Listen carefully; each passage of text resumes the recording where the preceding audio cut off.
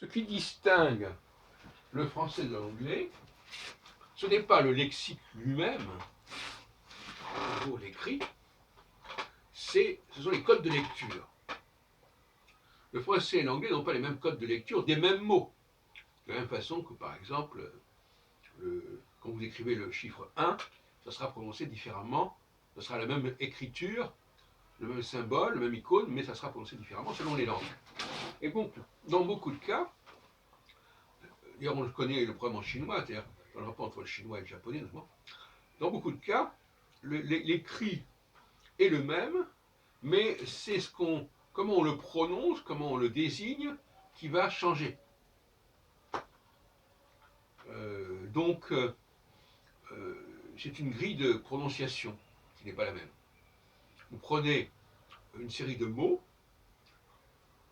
vous pouvez la prononcer avec une grille anglaise, le même mot avec une grille française. Ce sont les mêmes mots qui donneront lieu à des prononciations différentes, dans un cas comme dans l'autre. Donc il suffit de changer de grille pour changer de langue, entre guillemets. Si on peut appeler une langue, est-ce que les langues se distinguent par leur code de lecture? Certains diront, ah ben non, mais il y a quand même des cas où c'est le cas. Des cas où c'est comme ça.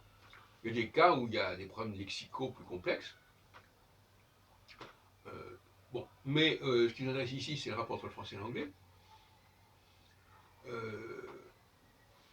On peut très bien changer les codes de lecture dans un sens ou dans l'autre. On peut changer le code de lecture anglais en un code de lecture français et inversement. À mon avis, techniquement, ça doit pouvoir se faire.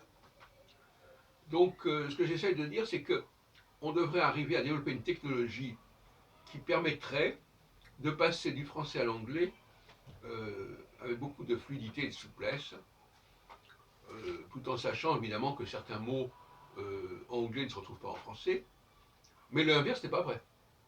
Presque toujours, les mots français se retrouvent en anglais.